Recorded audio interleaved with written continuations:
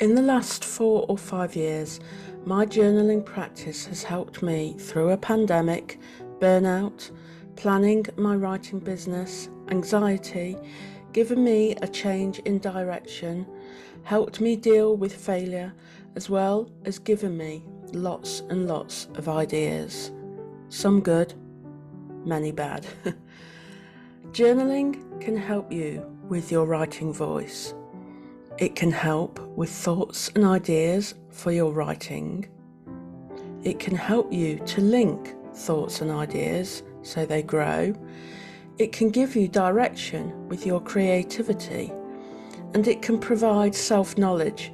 It tells you who you are as a creative. Number 1.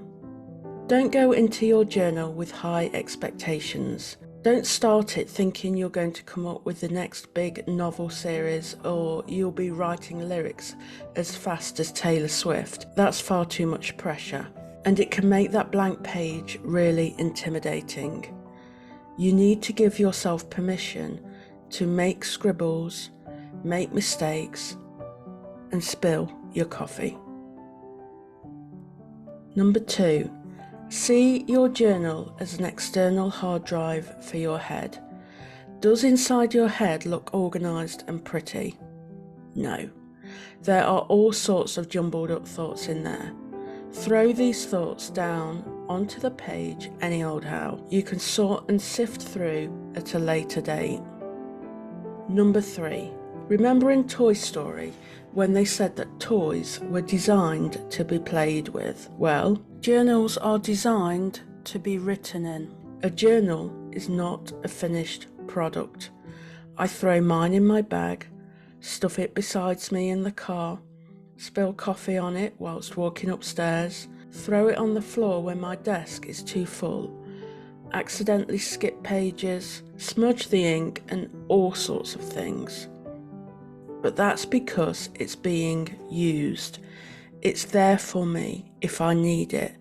It's no good to me looking perfect on a shelf. Number 4. Write and scribble away in your journal at random. It doesn't have to have a theme. It doesn't even always have to have words in it. Doodle, paint, scream in block capitals if you need to. There is no right or wrong way. Personally, I only have one journal on the go at a time. I don't have different ones for different aspects of my life. I used to have 4 located in different spaces around the house, and when I needed to find something I'd written down, I couldn't find it. So now I just have the one. Get used to listening to the voice inside your head. Whether it's positive or negative, write it down. Boring or exciting, write it. Don't judge your thoughts. Just get the words down on paper. What do I write in my journals?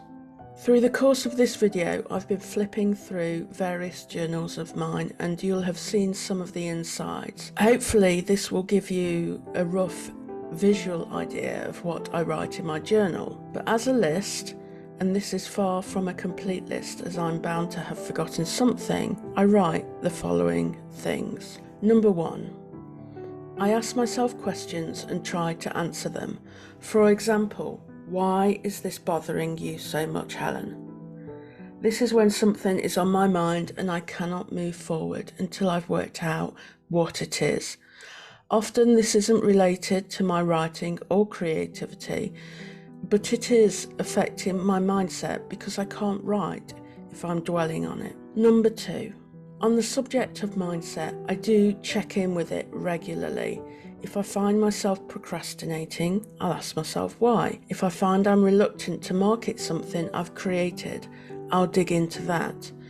Over the past few years, this has really helped me acknowledge that I have a fear of success, or that I feel guilty for charging people for my work. And I also don't like to bother people with my requests because I'm probably not worth their time. I know it is quite sad and upsetting, but Confronting these issues doesn't automatically make them go away, but they do help me understand myself more and help me rationalize my issues, which in turn helps me push forward on my creative projects. Number 3, I write down ideas for my writing and creative projects.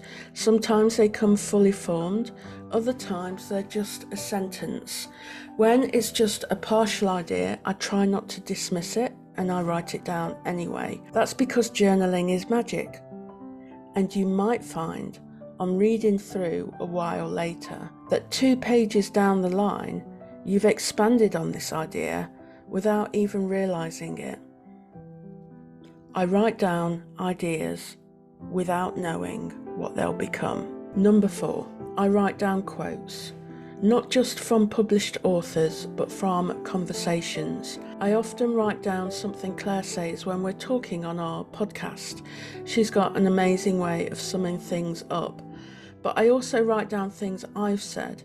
Talking out loud can often help you articulate a point you're trying to make. You may think you'll remember what was said and write it down later, perhaps, but you won't. And why should you? Free your mind so you can think about other things. Number 5, cut things out that grab you from magazines or newspapers. I also stick in post-its that I've scribbled on and left dotted around my desk.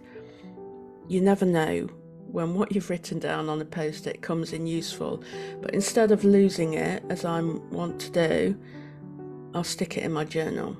Number 6, write lyrics or poetry, anything that comes into your head. Don't dismiss it. Don't deem it crap before the pen hits the paper. Write it down. Number 7, I often ask myself where I want to go with my writing, what my goals are, what my dreams are. Then I try and break it down and work out how to get there. My journal is invaluable for this. Now this is obviously just a short video on how journaling can create magic for you as a writer. I've lots more videos in my journaling playlist that you could take a look at. I also have a workbook called Journaling Your Goals that's available from my website to get into the heart of your creative purpose and goals, making you more productive, motivated and energized. I'll link it in the description box below. Thank you for watching.